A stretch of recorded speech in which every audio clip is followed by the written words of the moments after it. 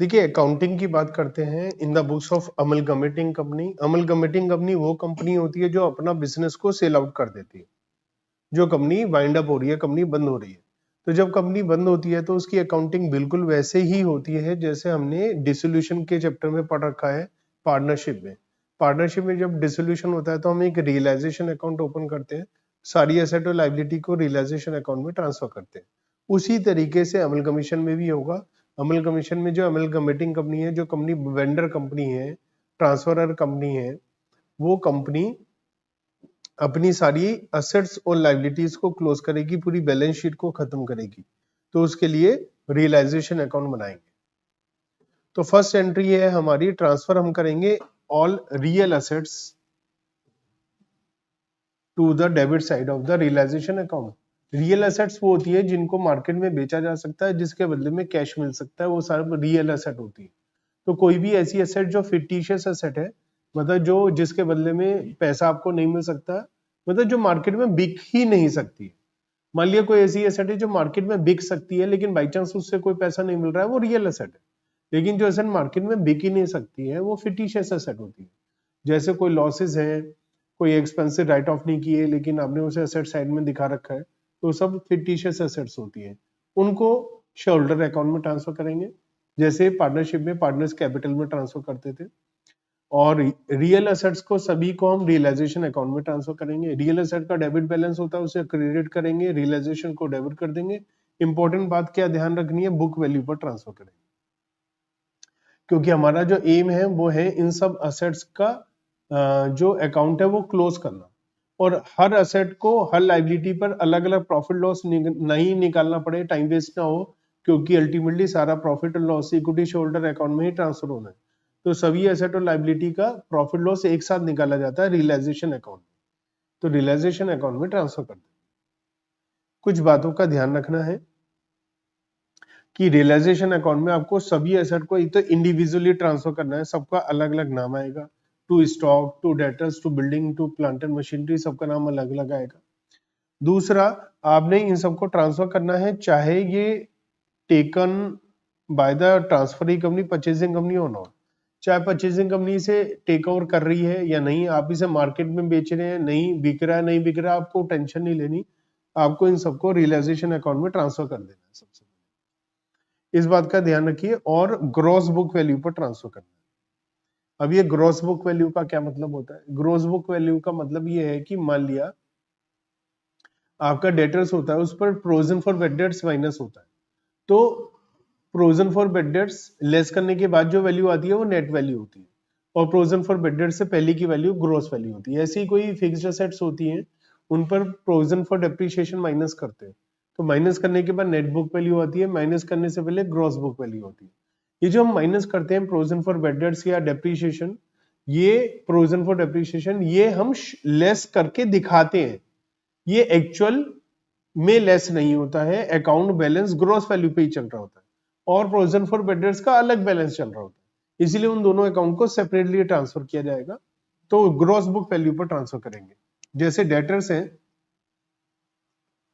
50,000 minus provision for bad debts है 2,500, तो अगर आप 47,500 पे डेटर्स को ट्रांसफर करेंगे तो गलत हो जाएगा। आपको 50,000 पे डेटर्स को ट्रांसफर करना है और 2,500 पर प्रोविजन फॉर बैड डेट्स को अलग से ट्रांसफर करना है, क्योंकि ये दो सेपरेट अकाउंट है, इनके दो अलग अलग बैलेंसेस आ रखे हैं, तो आपको ग्रॉस बुक वैल्यू पर ट्रांसफर करना है, इस बात का ध्यान रखिए। Agreed value for taken over उसे कंसीडर नहीं करना है, ठीक है। आपको इंडिविजुअली सभी एसेट को ट्रांसफर करना है, आपको सन्ड्री एसेट लिखकर टोटल ट्रांसफर नहीं करना है, क्योंकि फिर ऐसा होगा सभी एसेट को अलग अलग ट्रांसफर करने से वो सारे अकाउंट क्लोज हो जाएंगे। सन्ड्री एसेट से लिखने से तो एक अलग अकाउंट खुल जाएगा सन्ड्री एसेट के नाम से। जो भी प्रोविजंस हैं उनको अलग से ट्रांसफर किया जाएगा, प्रोविजन को अलग से ट्रांसफर किया जाएगा, जैसे प्रोविजन फॉर बैड डेट्स हो गया, डेप्रिसिएशन हो गया, इन्हें अलग से ट्रांसफर किया जाएगा। अगर कोई भी फिक्टिशियस एसेट्स है, जैसे फिक्टिशियस एसेट है, discount on issue of debentures है, डेबिट बैलेंस P&L है, प्रीलिमिनरी एक्सपेंसेस है, इन सबको अलग से ट्रांसफर किया जाएगा, इन सबको रियलाइजेशन अकाउंट में ट्रांसफर नहीं किया जाएगा। ये सब लॉसेस हैं तो ये इक्विटी शोल्डर अकाउंट में ट्रांसफर होगा। कैश इन हैंड और कैश एंड बैंक को जनरली तो ट्रांसफर नहीं किया जाता है, इनका अकाउंट खुल जाता है, लेकिन इन्हें ट्रांसफर किया भी जा सकता है। सपोज कोई कंपनी पूरा बिजनेस टेक ओवर कर रही है including cash balance and bank balance, तो हम रियलाइजेशन में इसे भी ट्रांसफर कर देंगे। तो अगर ये रियलाइजेशन में तभी ट्रांसफर होंगे जब ये परचेजिंग कंपनी इन्हें भी टेक ओवर कर रही है, और अगर परचेजिंग कंपनी इन्हें टेक ओवर नहीं कर रही है तो इनका बैलेंस अकाउंट ओपन हो जाएगा। अगर ट्रांसफर कर रही है तो इसे भी हम रियलाइजेशन में ट्रांसफर कर देंगे। गुडविल भी रियल एसेट होती है, इंटेंजिबल एसेट होती है गुडविल, बट रियल एसेट होती है। तो गुडविल को भी ट्रांसफर करेंगे, अदर इंटेंजिबल एसेट को भी ट्रांसफर करेंगे, क्योंकि ये रियल एसेट्स होती है, इन्हें मार्केट में बेचा जा सकता है। तो ये फर्स्ट एंट्री थी हमारी, transfer of real assets to the realisation account. ये बात क्लियर है, समझ में आता है? सेकेंड एंट्री हम जो बात करते हैं वो है आउटसाइड लाइबिलिटीज को हम रियलाइजेशन अकाउंट में ट्रांसफर करते हैं। आउटसाइड लाइबिलिटीज का क्रेडिट बैलेंस होता है, तो उससे ट्रांसफर करेंगे तो डेबिट करेंगे, अगेन इंडिविजुअली करेंगे और बुक वैल्यू पर ट्रांसफर करेंगे। जो सारे रूल कायदे कानून रियल एसेट के लिए लग रहे थे वो सब इसके लिए भी लगेंगे। तो इंडिविजुअल एसेट को ट्रांसफर करेंगे, बुक वैल्यू पर ट्रांसफर करेंगे, वेदर टेकन ओवर और नॉट हम सबको ट्रांसफर कर देंगे। तो taken over by the transferring company और नोट सबको हम ट्रांसफर करेंगे, और अगर इसके अगेंस्ट कुछ भी प्रोविजन वगैरह है, जैसे क्रेडिटर्स पर कई बार provision for discount on creditors हम बना देते हैं, तो उसको भी हम लोग सेपरेटली ट्रांसफर करेंगे और ग्रॉस वैल्यू पर ट्रांसफर करेंगे। इंडिविजुअली ट्रांसफर करेंगे, सन्ड्री लाइबिलिटी अकाउंट नहीं लिखेंगे। आउटसाइड लाइबिलिटीज को ट्रांसफर करेंगे, मतलब कोई डिविडेंड पेबल वगैरह है शेयर होल्डर को, तो उसे ट्रांसफर नहीं करेंगे क्योंकि वो शेयर होल्डर अकाउंट में ट्रांसफर होगा। कोई लॉसेस है या प्रॉफिट्स हैं वो सब हमारे ट्रांसफर नहीं होते हैं, हमारी जो लाइबिलिटीज हैं वही रियलाइजेशन अकाउंट में ट्रांसफर होंगे। तो इनकेस कोई प्रॉफिट है एक्यूमुलेटेड प्रॉफिट्स, तो वो शेयर होल्डर्स अकाउंट में ट्रांसफर होंगे, वो हमारे रियलाइजेशन में ट्रांसफर नहीं होंगे। कोई प्रोविजन या फंड है लाइबिलिटी के फॉर्म में, वो ट्रांसफर होंगे रियलाइजेशन में, जैसे पेंशन फंड, प्रोविडेंट फंड, ये सब पेमेंट करना है एम्प्लॉइज को, तो ये सब रियलाइजेशन में ट्रांसफर हो जाएंगे। कुछ अमाउंट ऐसी होती है जो कुछ पार्टली प्रॉफिट होता है और पार्टली लाइबिलिटी होती है, जैसे वर्कमैन कंपनसेशन फंड में भी कोई भी इसके अगेंस्ट में लाइबिलिटी नहीं है, तो ये पूरा का पूरा प्योर प्रॉफिट है, इक्विटी शेयरहोल्डर अकाउंट में ट्रांसफर हो जाएगा। लेकिन इसके अगेंस्ट में कुछ अमाउंट पेबल है, तो ऐसी सिचुएशन में हम क्या करेंगे, लाइबिलिटी पार्ट को हम ट्रांसफर कर देंगे रियलाइजेशन अकाउंट में, वो जो प्रॉफिट पार्ट है उसे हम इक्विटी शेयरहोल्डर अकाउंट में ट्रांसफर कर देंगे। तो ये एंट्री भी समझ में आई लाइबिलिटीज को ट्रांसफर करने की। इस एंट्री के बाद सारी की सारी रियल एसेट्स और आउटसाइड लाइबिलिटीज हमारी क्लोज हो जाएंगी। नेक्स्ट नंबर आता है हमारा एक्यूमुलेटेड प्रॉफिट्स का, शेयर कैपिटल का। तो इक्विटी शेयर कैपिटल को हम कहां ट्रांसफर करेंगे, इक्विटी शेयर होल्डर अकाउंट में। तो इक्विटी शेयर कैपिटल को इक्विटी शेयर होल्डर अकाउंट में ट्रांसफर कर देंगे। इक्विटी शेयर कैपिटल का क्रेडिट बैलेंस होता है, तो उसको हम डेबिट करेंगे ट्रांसफर करते हुए। ऐसे ही जो सारी रिजर्व्स हैं, whether capital nature reserves, profits या रेवेन्यू नेचर, उन सबको हम ट्रांसफर कर देंगे इक्विटी शेयर होल्डर्स अकाउंट में, क्योंकि सारा का सारा प्रॉफिट हमारा इक्विटी शेयर होल्डर्स का होता है। अगर प्रॉफिट ट्रांसफर हो रहा है तो फिक्टिशियस एसेट एंड लॉसेस भी ट्रांसफर हो जाएंगे इक्विटी शेयर होल्डर्स अकाउंट में, तो equity share holder account debit हो जाएगा, और सारे लॉसेस और फिक्टिशियस एसेट्स को हम क्रेडिट करके इक्विटी शेयर होल्डर्स अकाउंट में ट्रांसफर कर देंगे। ऐसा करने से सभी assets, liabilities, profit loss and equity share capital सब ट्रांसफर हो गए। बचे प्रेफरेंस शेयर कैपिटल, तो प्रेफरेंस शेयर कैपिटल को प्रेफरेंस शेयर होल्डर्स अकाउंट में ट्रांसफर किया जाएगा, अगेन फेस वैल्यू पर। तो जो प्रेफरेंस शेयर कैपिटल है वो प्रेफरेंस शेयर होल्डर्स में ट्रांसफर हो जाएगी। अब हम परचेज कंसीडरेशन की एंट्री बनाएंगे। देखिए, जिस कंपनी को हमने बिजनेस बेचा है उस कंपनी को purchasing company, transferee company, Wendy company या अमलगमेटेड कंपनी कह सकते हैं। मान लिया आपने ए लिमिटेड को मशीन बेची, तो आप क्या एंट्री बनाते, A limited debit to machinery. A limited कौन है, परचेजिंग कंपनी, अमलगमेटेड कंपनी तो वो नाम आ जाएगा, जो भी नाम है परचेजिंग कंपनी का वो डेबिट हो जाएगा, जैसे हमने नॉर्मल एंट्री बनाई। और टू मशीन, मशीन मतलब असेट, तो सारी एसेट और सारी लाइबिलिटी का नाम आएगा, इन सब एसेट और लाइबिलिटी का नाम अब क्या है, रियलाइजेशन, इसलिए टू रियलाइजेशन। तो ये एक तरीके से हमारी सारी एसेट और लाइबिलिटी को ट्रांसफर करने की एंट्री है। जो हम सारी एसेट और लाइबिलिटी को रियलाइजेशन अकाउंट में ट्रांसफर किया है वो अब हमने परचेजिंग कंपनी को ट्रांसफर कर दिया। बदले में जो पैसा लेना तय हुआ है, जो हमने परचेज कंसिडरेशन निकालना सीखा था, वो हम अमाउंट यहां पर लिख देंगे। जितने भी हमने बिजनेस को बेचा है उस अमाउंट को हम यहां पर लिख देंगे। नेक्स्ट है हमारे पास परचेज कंसिडरेशन। जब मिलेगा तो उसमें जो भी पैसा मिला है वो हम डेबिट कर देंगे। हमें बैंक पैसा मिल सकता है बैंक अकाउंट में, हमें प्रेफरेंस शेयर मिल सकते हैं, हमें इक्विटी शेयर मिल सकते हैं, इवन हमें डिवेंचर या अदर एसेट भी मिल सकती है। तो डिवेंचर इन purchasing company debit, asset debit, जो मिला है वो सबको डेबिट कर दें। और किससे मिला है? वेंडर से मिला है, तो टू सॉरी जो मिला है वो हमें परचेजिंग कंपनी से मिला है, तो टू परचेजिंग कंपनी या अमलगमेटेड कंपनी आ जाएगा।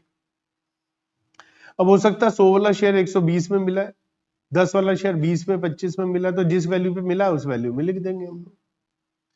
अब ये सब करने के बाद अगर कोई एसेट हमारी टेक ओवर नहीं करी गई है परचेजिंग कंपनी के थ्रू, परचेजिंग कंपनी ने हमारी कोई एसेट को टेक ओवर नहीं करा, तो उन एसेट का क्या करेंगे? मार्केट में बेचेंगे या शेयर होल्डर को दे देंगे। तो अगर मार्केट में बेचा है तो पैसा आएगा bank account debit to realisation, क्योंकि एसेट का नाम रियलाइजेशन है। एसेट चाहे रिकॉर्डेड है चाहे अनरिकॉर्डेड है, बेचने की यही एंट्री बन। लाइबिलिटी को बेचेंगे, लाइबिलिटी की पेमेंट करेंगे। अगर हमने कोई लाइबिलिटी बेची नहीं है, परचेजिंग कंपनी ने कोई लाइबिलिटी टेक ओवर नहीं करी है, तो उसकी पेमेंट हमें ही करनी पड़ेगी। बीइंग ए वेंडर कंपनी हमें ही पेमेंट करनी पड़ेगी। तो हम पेमेंट करने की एंट्री क्या बनाते हैं? Liability to bank. अब लाइबिलिटी का नाम है रियलाइजेशन, तो रियलाइजेशन टू बैंक। एक्सपेंसेस होंगे तो एक्सपेंसेस की पेमेंट होगी। एक्सपेंसेस हमारा लॉस है और हम रियलाइजेशन अकाउंट से प्रॉफिट और लॉस निकालना चाहते हैं, तो रियलाइजेशन अकाउंट में ही हम एक्सपेंसेस को भी ट्रांसफर कर देंगे, रियलाइजेशन टू बैंक। अब जब हम सभी एसेट को बेच चुके हैं, सभी लायबिलिटी की पेमेंट कर चुके हैं, तो अब हमारा नंबर आता है सभी एसेट लायबिलिटी की पेमेंट के बाद प्रेफरेंस शेयर होल्डर का। हमने पढ़ा था प्रेफरेंस और इक्विटी में क्या फर्क है, तो हमने पढ़ा था प्रेफरेंस शेयर को दो टाइम पर प्रेफरेंस मिलती है पेमेंट की। एक कैपिटल की पेमेंट जब वाइंडिंग अप होता है, लिक्विडेशन होता है कंपनी का, तो इक्विटी से पहले उन्हें पेमेंट मिलता है। दूसरा डिविडेंड का पेमेंट पहले मिलता है। अब कंपनी बंद हो गई, अब इक्विटी को पेमेंट से पहले प्रेफरेंस को पेमेंट करेंगे। तो प्रेफरेंस होल्डर को हमने अकाउंट में डाल रखा है, जितना फेस वैल्यू है वो डाल रखा है, उसे डेबिट कर देंगे। और जो भी इनको दे रहे हैं हम, वो सब क्रेडिट हो जाएगा। जो भी दे रहे हैं, पैसा दे रहे हैं, बैंक अकाउंट प्रेफरेंस शेयर दे रहे हैं, अब हमारे पास देने के लिए क्या है? हमारी कंपनी तो बंद हो गई, या तो कुछ बैंक बैलेंस बचा होगा, या जो परचेजिंग कंपनी ने हमें शेयर दिया वो दे देंगे हम। तो जो जो हमें मिला है वो हम दे देंगे। अब कई बार क्या होगा, जितना इनका फेस वैल्यू है उससे कम या ज्यादा दिया जाएगा। तो मान लिया ये हमारे 1 लाख रुपए के हैं, तो हो सकता है इन्हें 1,20,000 रुपए या 90,000 रुपए का सामान दिया जा रहा है। तो जो डिफरेंस है वो हमारा रियलाइजेशन अकाउंट में चला जाएगा, बीइंग ए प्रॉफिट और लॉस। तो हो सकता है हम कम दें ज्यादा दें, प्रॉफिट हो लॉस हो, जो भी प्रॉफिट लॉस है वो हम रियलाइजेशन अकाउंट में ट्रांसफर कर दें। अब जब हम इक्विटी प्रेफरेंस शेयर होल्डर को पेमेंट कर चुके हैं, तो अब हमारे पास प्रॉफिट और लॉस निकालने का टाइम आ जाता है। जो प्रॉफिट या लॉस है वो हम इक्विटी शेयर होल्डर अकाउंट में ट्रांसफर करेंगे। जैसे पार्टनरशिप में प्रॉफिट और लॉस हम पार्टनर्स कैपिटल में ट्रांसफर करते थे, ऐसे हम इक्विटी शेयर होल्डर्स में ट्रांसफर कर देंगे। प्रॉफिट होगा तो, लॉस होगा तो। लास्ट में इक्विटी शेयर होल्डर की पेमेंट होगी। इक्विटी शेयर होल्डर को जो बचा खुचा है सब दे देंगे, चाहे वो कैश बैलेंस है, चाहे वो प्रेफरेंस शेयर मिले हुए हैं, चाहे इक्विटी शेयर मिले, चाहे उनसे डिवेंचर मिले, जो जो मिला है वो सब हम दे दें। इस एंट्री के बाद सारे अकाउंट क्लोज हो जाएंगे, कुछ भी नहीं बचेगा हमारा, और सब कुछ अकाउंट क्लोज हो जाएंगे। ये जनरल एंट्रीज थी इन the books of vendor company, जो हमारी अमलगमेटिंग कंपनी है उसकी बुक्स में ये सब हमने एंट्रीज देखी थी। अब हम क्वेश्चन नंबर 9 की हेल्प से ये सारे कॉन्सेप्ट को समझेंगे। यहाँ पर हम जनरल एंट्री भी बनाएंगे, लेजर अकाउंट भी बनाएंगे एक्स और वाई की बुक्स में, क्योंकि यहाँ पर एक नई कंपनी बनी है और उसका नाम है एक्स वाई लिमिटेड, और दो कंपनी बंद हो रही है, अमल कमीशन का केस है, तो दो पीसी निकलेंगे, दोनों की बुक्स बंद होंगी, ठीक है। और एक नई कंपनी जो बन रही है उसकी बुक्स में एंट्री अभी हमने सीखी नहीं है, इसके बाद हम उसकी एंट्री सीखेंगे और फिर उसमें एंट्री बनाना सीखेंगे। पहले सबसे पहले हम ये देख रहे हैं एक्स और वाई, वेंडर कंपनी है जिसे हम अमलगमेटिंग कंपनी भी बोलते हैं या ट्रांसफरर कंपनी भी बोलते हैं। इसमें पीसी कैसे निकलेगा, जनरल एंट्री कैसे बनेगी, लेजर अकाउंट कैसे बनेगा। यहाँ लिखा है एक्स और वाई कंपनी है और दोनों की बैलेंस शीट दी हुई है। एक नई कंपनी फॉर्म हो रही है जो एक्वायर कर रही है प्रॉपर्टी और क्रेडिटर्स। तो जो एक दूसरे को लोन दिया हुआ है उसे एक्वायर नहीं कर रही।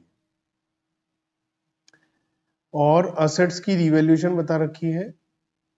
जो डेट है वो आपस में इन्होंने सेटलमेंट करी है क्योंकि वो टेक ओवर हो नहीं रहा है। हमें जर्नल बनाना है और एस और वाई में लेजर अकाउंट भी बनाने हैं। तो सबसे पहले तो हमें परचेज कंसिडरेशन निकालना होता है, उसके बगैर तो हम कोई काम करते ही नहीं। तो कंप्यूटेशन ऑफ परचेज कंसिडरेशन, और यहां पर नेट पेमेंट मेथड लगेगा नहीं क्योंकि पेमेंट कितना है वो हमें नहीं दिया हुआ है।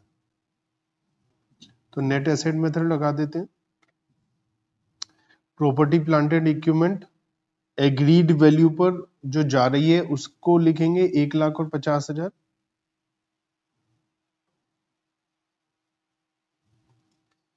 माइनस इन्होंने कहा है कि एक तो प्रॉपर्टी प्लांट एंड इक्विपमेंट को टेक ओवर कर रहे हैं और क्रेडिटर्स को कर रहे हैं। तो क्रेडिटर्स माइनस हो जाएंगे 25 और 5। तो परचेज कंसिडरेशन आ जाएगा 75,000 और 45,000। इसमें कोई डाउट? तो ये हमारी परचेज कंसिडरेशन कैलकुलेशन हो गई। अब हम इसके बाद जनरल एंट्रीज बनाना शुरू करते हैं। जो जनरल एंट्रीज हैं वो पहले एक्स की बुक्स में बना लेते हैं। General of x limited. जो हमारी फर्स्ट एंट्री होती है वो होती है रियल एसेट्स को ट्रांसफर करने की रियलाइजेशन अकाउंट में बुक वैल्यू पर इंडिविजुअली। तो रियलाइजेशन अकाउंट डेबिट टू, इनके पास दो ही एसेट है, एक तो प्रॉपर्टी प्लांट एंड इक्विपमेंट है 1,20,000 का बुक वैल्यू पर एंट्री बनाते हैं। एक लोन है, लोन टू वाई लिमिटेड 15,000। तो दो असेट हैं, उन दोनों को हम ट्रांसफर कर देते हैं। हमने पढ़ा था वेदर असेट टेकन ओवर और नॉट, हम सबको ट्रांसफर कर देंगे। यहाँ पर एक असेट है लोन टू वाई, इसे टेक ओवर नहीं करा है फिर भी हमने इसको रियलाइजेशन अकाउंट में ट्रांसफर कर दिया। अब लाइबिलिटीज को ट्रांसफर करते हैं। लाइबिलिटीज में एक क्रेडिटर्स है, creditors account debit to realisation account,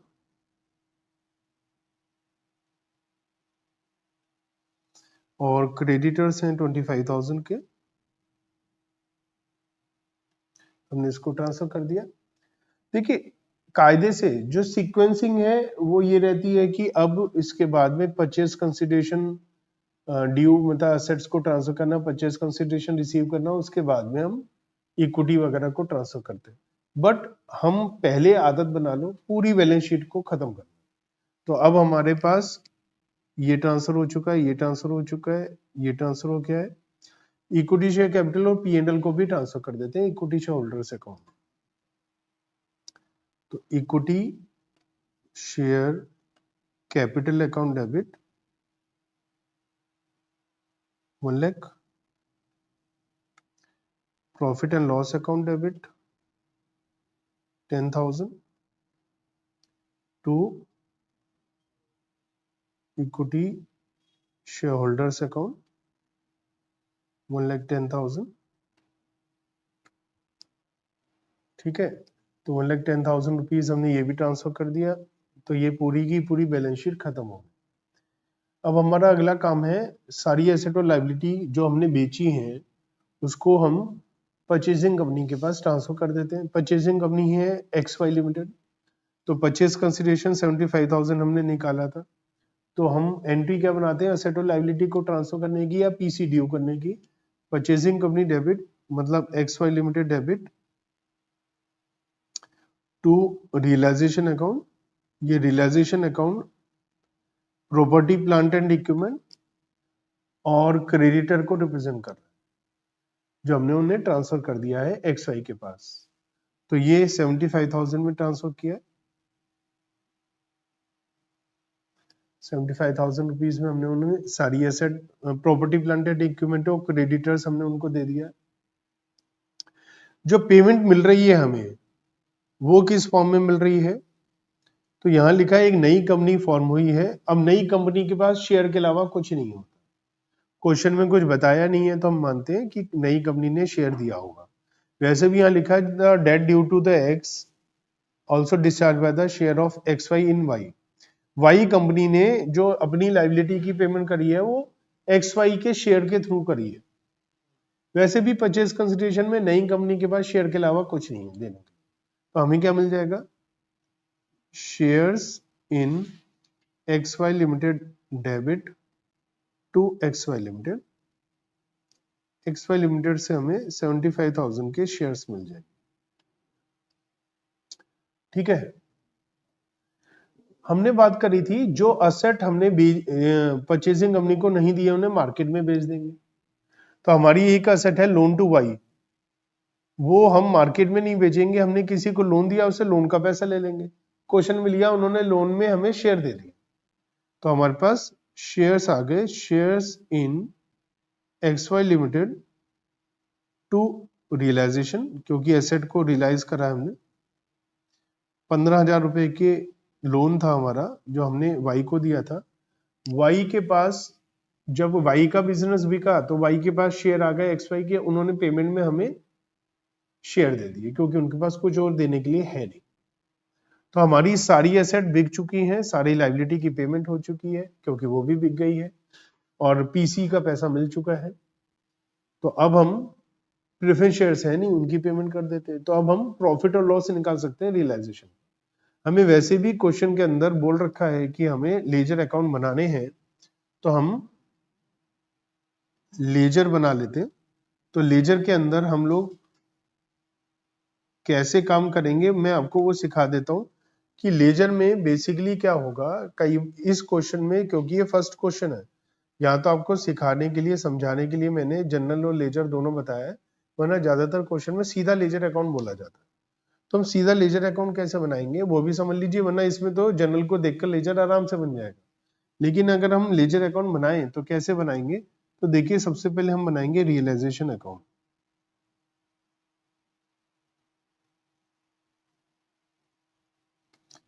तो देखो सबसे पहले हमने क्या करा, हमने असेट्स को ट्रांसफर किया रियलाइजेशन में। तो एंट्री बनी रियलाइजेशन टू असेट, तो यहाँ पर आ जाएगा रियलाइजेशन में to property plant and equipment, book value पर 1,20,000, टू लोन टू वाई 15,000। फिर हमने लाइबिलिटीज को ट्रांसफर किया, तो बाय क्रेडिटर्स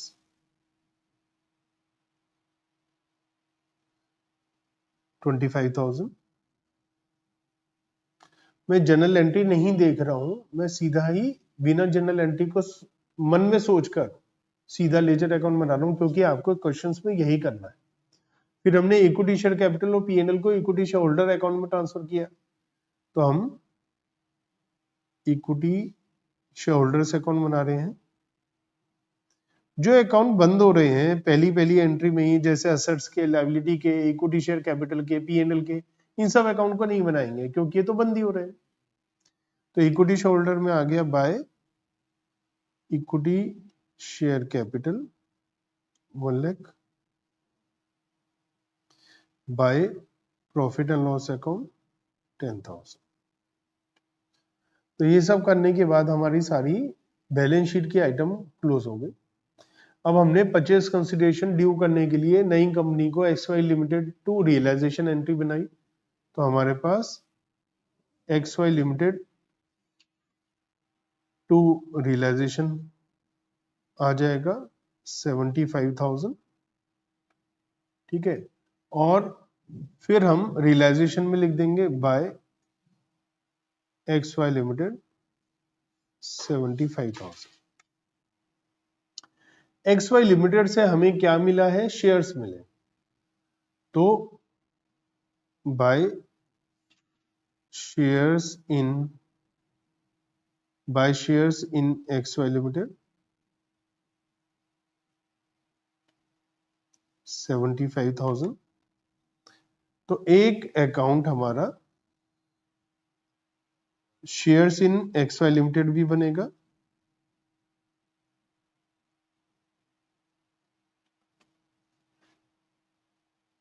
यहां आ जाएगा 2XY लिमिटेड 75,000।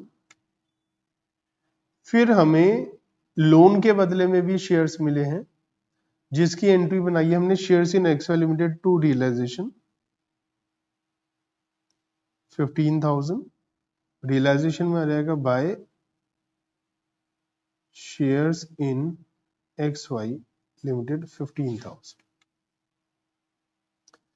तो ये सब हमने एंट्रीज बनाई हैं अभी तक। अब हमें क्या करना है? रियलाइजेशन अकाउंट का प्रॉफिट लॉस निकालना है, सो दैट हम उसकी एंट्री बना सकें। तो रियलाइजेशन अकाउंट में हम लोग प्रॉफिट या लॉस जो भी आया है वो पता करते हैं कि रियलाइजेशन अकाउंट में कितना प्रॉफिट या लॉस आया।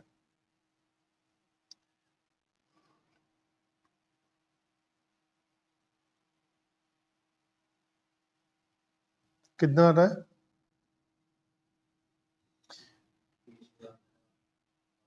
20,000 का लॉस। तो लॉस इक्विटी शोल्डर्स अकाउंट में ट्रांसफर हो जाएगा।